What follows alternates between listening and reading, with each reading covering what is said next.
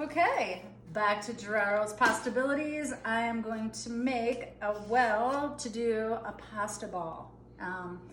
This is super easy, and I like to use myself 1 cup of semolina and 1 cup of all-purpose flour. If you don't have semolina on hand, just use the all-purpose flour. That's fine, it'll be great. You do not need to worry about having that exact, but you do want to get the semolina down first if you are using that, because it's more coarse. So get that down and your all the way to the bottom. Then you put in your all-purpose, and then you put the well in there. You get it all the way down. So you know you want your eggs inside of there, and you want to be able to pull the walls in without it crashing through and bleeding all over the table is the point of the well. So about approximately 1 egg per cup. A little more here in the desert because it's super dry. That does make a difference. If you're in a place like Ohio or something, you might just go ahead and use this. Okay, so you can also stab the yolk first, and that'll help to bring in the flour easier. But either way, you want to go ahead and blend this up real good and keep pulling in flour. Now, what I really want to do now too is a little bit of extra virgin olive oil, about a teaspoon, and some salt, about a half a teaspoon, a couple shakes, not too much. And then you keep going, keep pulling that flour in. Keep some water on hand in case it dries up too much and you don't have enough eggs. Just keep a little bit of water on hand, and you can pour that in and you can work the dough.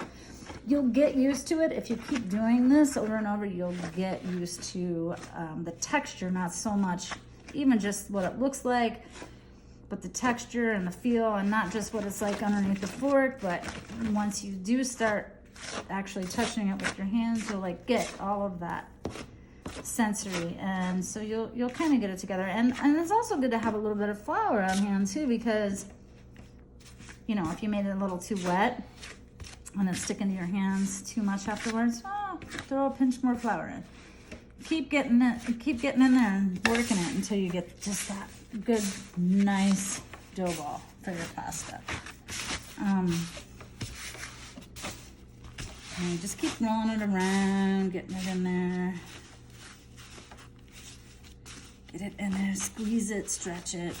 You know, make sure you stretch it a little bit. That's stretching the dough. You want to keep stretching it. The more you do that, the longer, the better your pasta's gonna be. It's really good to do that.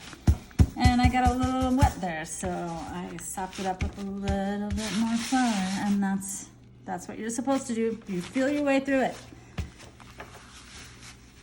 Feel your way through it, and keep doing that. Now see, this is starting to come together really nice though, and it's starting to come off my hands, and it'll do that. The better the dough ball is becoming, it'll start coming off your hands and just into the dough ball. And then you can start like rolling it around. It's looking good. Stretch it a little bit more. It's looking really good. Squeeze it a little, work it, work it, work it. Always work the dough. And I think we're about ready. I mean, you could work it longer, but you could also take this right now where it's at and wrap it in saran wrap and pull it out in an hour minimum to 2 hours, and you're ready for a really nice pasta dough ball to use to make your pasta. Now, and you'll see when you have it done that it's nice and taut together, but you'll be able to push in there a little bit. It has a complete different pushback once it's rested for a while. It actually like springs back. So that's something you'll notice. Anyway, there's your dough ball. let it relax while you relax, and we'll make pasta later. Okay, so your pasta dough ball has rested, and after it's rested for a couple hours or a night, even better, you take that out of the saran wrap. Keep that close because you do not want to let that dry out with the other stuff you're not working with. Cut a little piece of it off, and then you have one piece about this big to work with. Wrap your other dough back up, very important. Have some semolina or some regular flour here to, if you don't want it to be sticky onto the machine and you want something to lay it in without sticking to each other once the pasta is formed. So I kind of smash it down a little bit just to get that first run into the machine. Now with your pasta machine, you always start at the widest first. Then you run it through, and it should come through nice because it's rested. A lot of times with the first one, I'll do that, and that'll kind of help you get wider, and then, I don't know, I just like what it does to the pasta better myself, so see how it kind of widens it up? Now, go another time, and you go twice typically with each setting. So that was the widest one, and you want to go down one.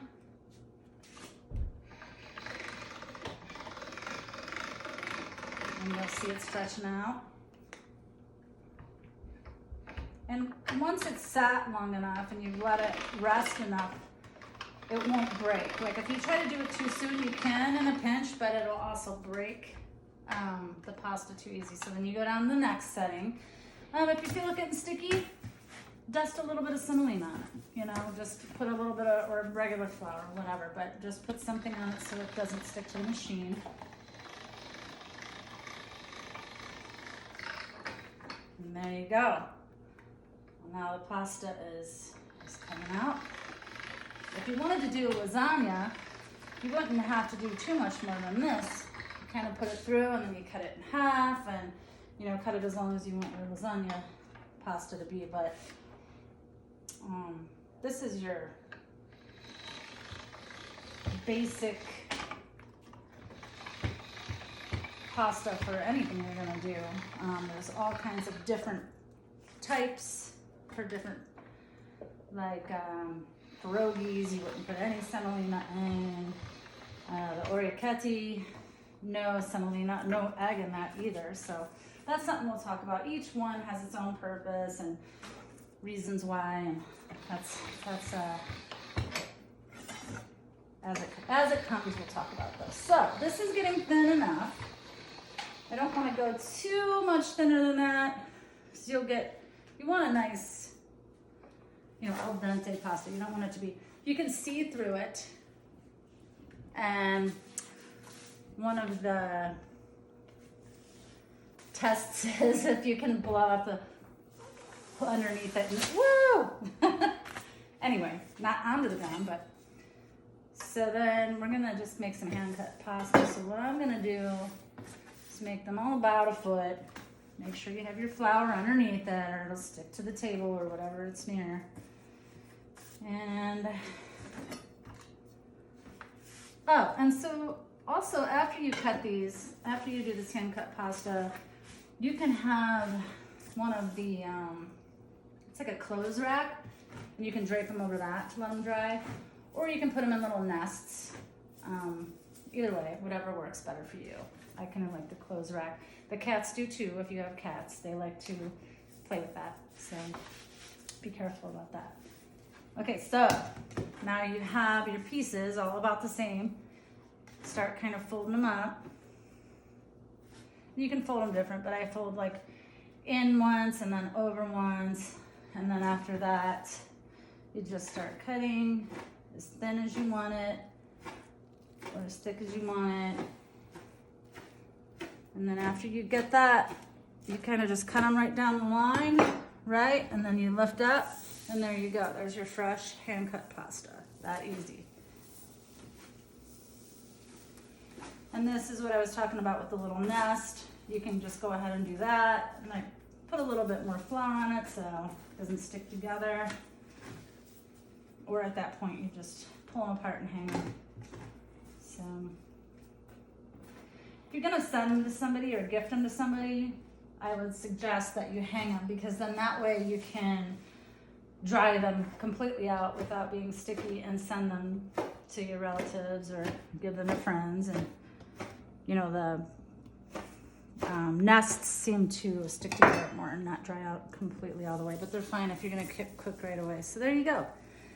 There is fresh pasta for whatever sauce you want to use, or you can just throw some olive oil on it, but we will talk a lot more about those in the future. There's many kinds, all kinds of different fillings, all kinds of different ways to make pasta.